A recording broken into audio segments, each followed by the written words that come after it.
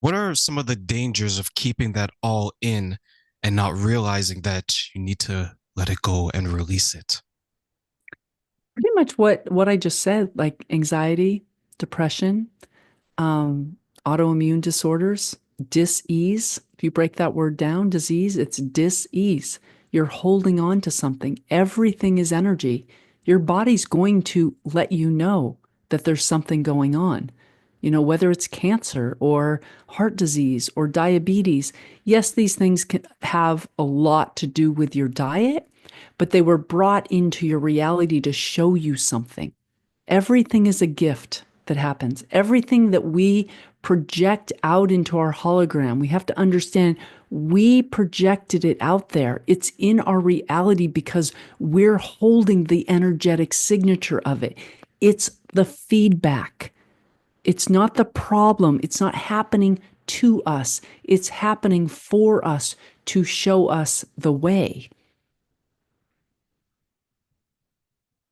I love I that you said it that way because that to me, and tell me, Lisa, if I'm misunderstanding, please. Once you view it that way, you take yourself out of the victim mentality. You're saying that it's not happening to me, woe is me. This is happening for me. Open your eyes. See exactly. what is happening in front of you.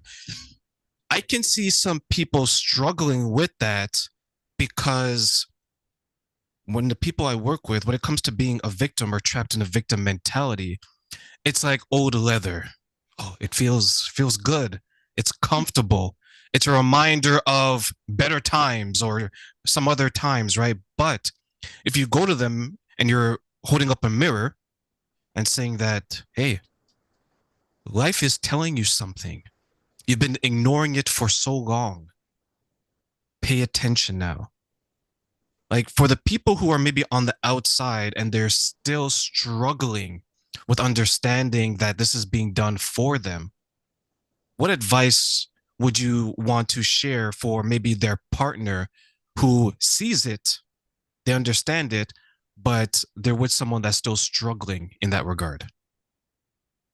I would say for in relationships, first of all, our relationships are also a reflection. So we pair up with people who are reflecting back to us only what we're holding and we need to see in ourselves.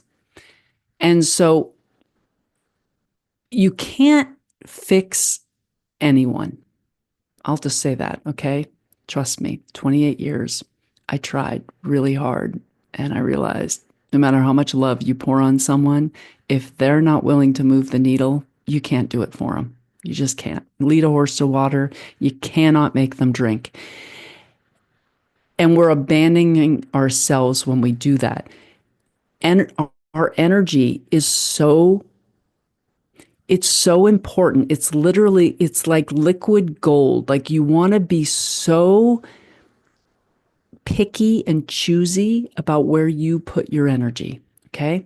So if you have a partner, you have a friend, a family member, someone you love dearly, and they're playing the victim role, let them. Okay. That's what I say. Let them. It's their journey to walk. They're exactly where they need to be. They will find their way. The best thing that you can do for someone you love is to envision in your mind them in their highest light. Send them the energy of abundance. Send them the energy of freedom. See them getting through this. Know that they can. Drop little seeds of, I know you'll figure it out. They just need, all anybody wants is to be seen and heard for their own authentic selves. I have gotten it down to the crux, the root problem of absolutely every issue, trigger, and disease is that we didn't feel safe to be our authentic selves.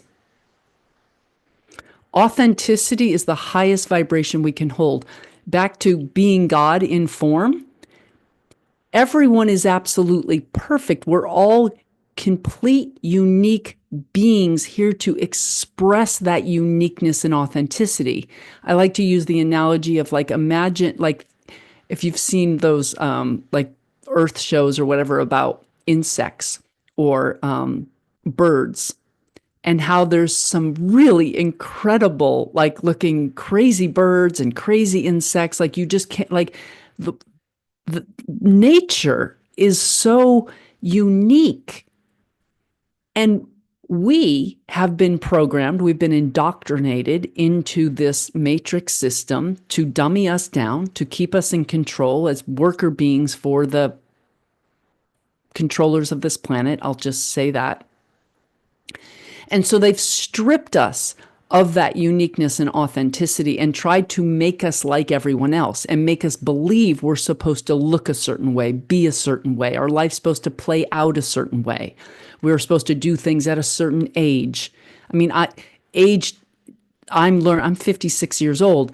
And so I have come up against a lot of programs recently, starting a new life, a new career, like new everything at like the age of 50, moving to a new country, learning a new language. And I've heard the programs that have come up against like, I'm too old to start this, or, it's too late, or those are just belief systems. Or maybe you're in your 20s or your 30s and you think you should be married by now, or now I'm supposed to have kids, or I should be getting a college degree, or I'm supposed to do this. These are very limiting belief systems. We came here to be unique, authentic expressions of ourselves, not like anybody else.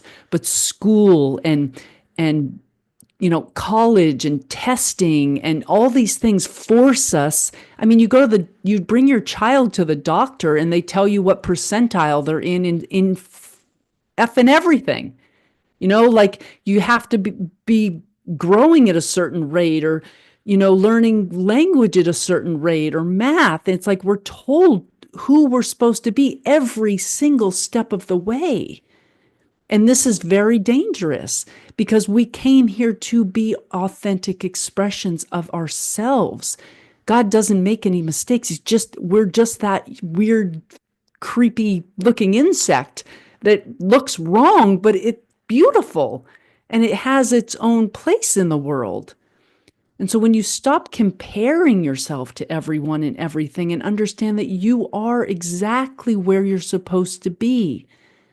I mean, I could choose the thoughts on a daily basis that, beating myself up for staying in a marriage for 28 years. I can't believe I lost that much time. Or, I'm just now in my I'm still in this PhD program.